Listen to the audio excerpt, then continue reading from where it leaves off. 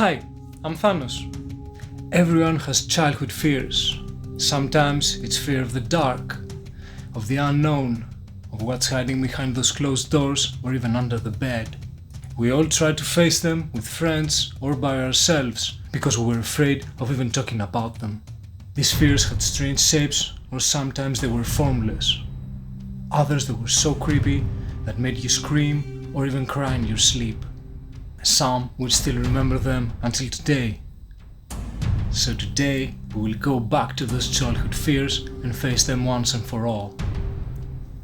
If you're ready, let's dive into the box and see what's hiding inside. In Boogeyman, you will take the roles of children struggling with the worst nightmare of all time, the Boogeyman. Nobody knows who it is or what it wants, but one thing is certain: it loves children. The Boogeyman represents all of the real and unreal nightmares that a kid can imagine during their childhood. Nobody knows what it looks like, and it's said that it can take any shape it wants. As if that wasn't enough, the kids will also have to escape from the clutches of their psychotic babysitter. We don't really know if Jennifer is a psychopath, if she's under the influence of the Boogeyman, or if she just looks evil because of the children's imagination. Whatever the truth is, you better stay away from her. In order to survive, the children will have to work together to locate certain key items hidden around the house, so they can trigger the finale. The Boogeyman and the psycho babysitter will do everything in their power to stop them. Keep your eyes peeled, because when things get tough, not everyone is likely to survive.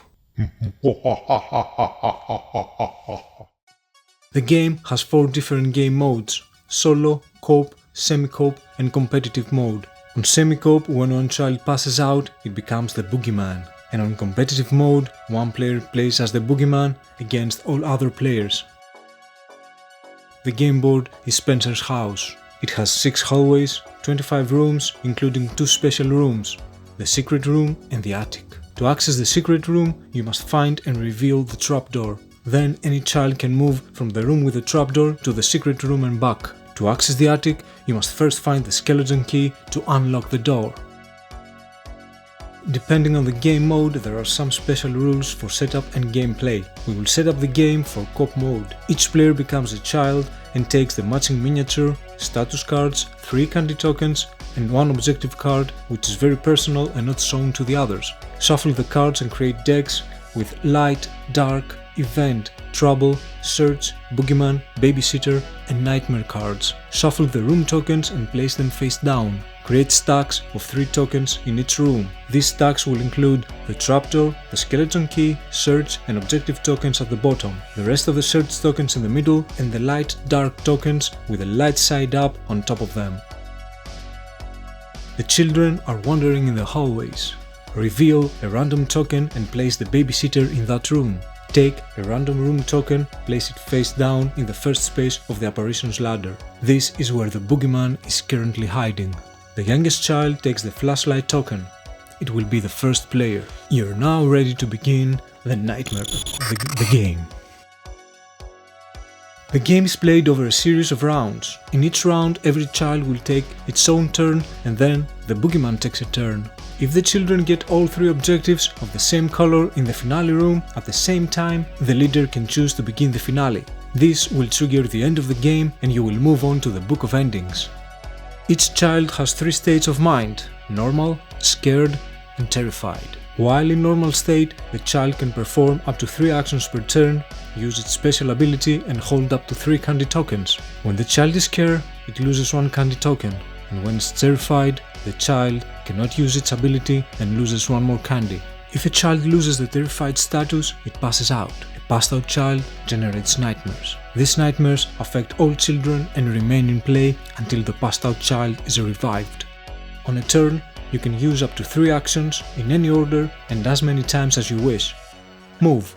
For 1 action, you can move from the room you're into to any adjacent room.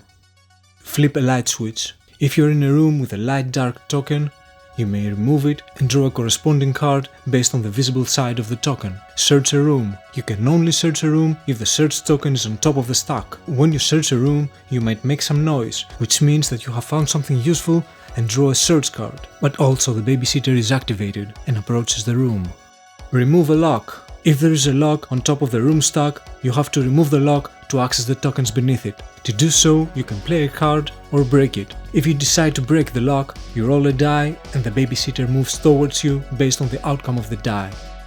Go through the trapdoor. The secret room is only accessible if the trapdoor has been revealed, and if you're in the room with it, you may use the trapdoor as a passage to enter the secret room and back. Awaken a child. If you're in the same room as a child who has passed out, you can revive it. This child gets up and discards its nightmare card. It continues at the scared level.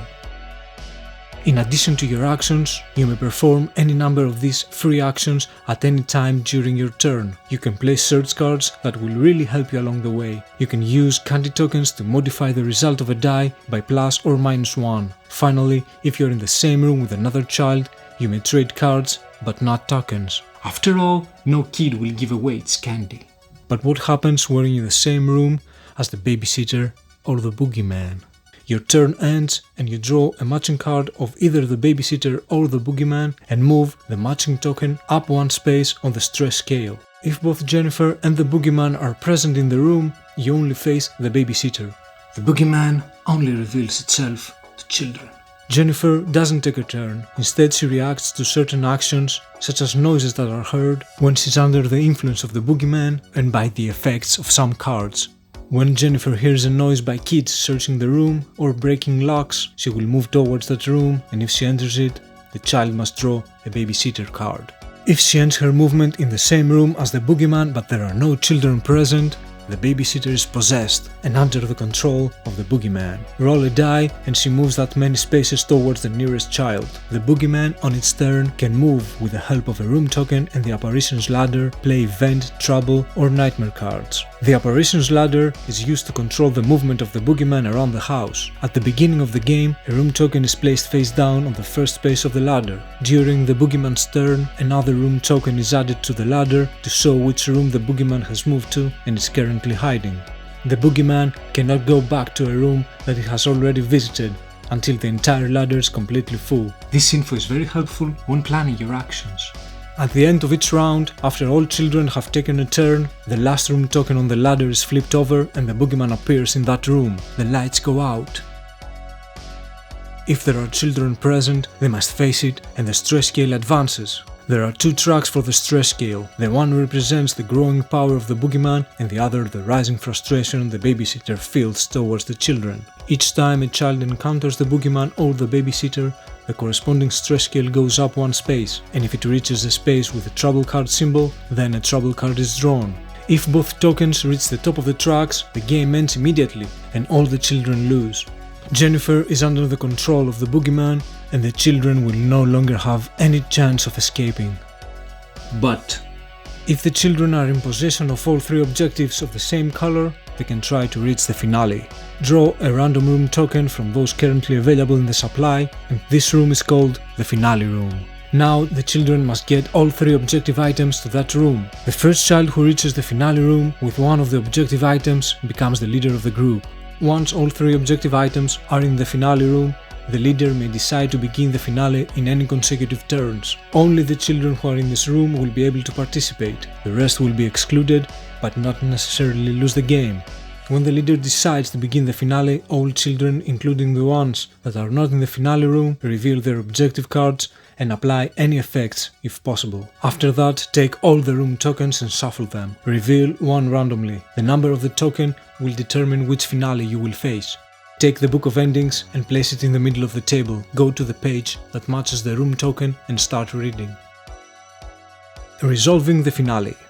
The Book of Endings is structured like a comic book. In order to proceed to the next box of the comic, you will often have to perform some kind of test.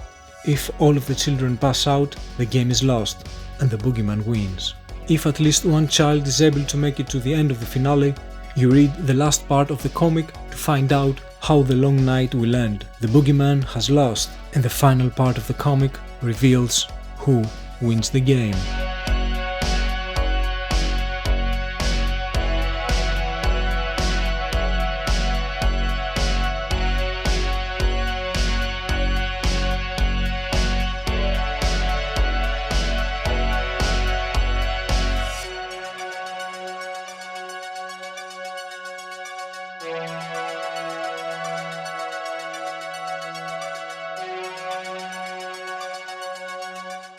Well, this was our story of Boogeyman.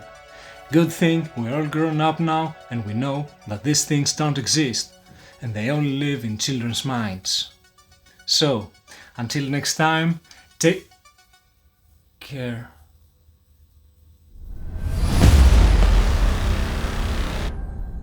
Boo!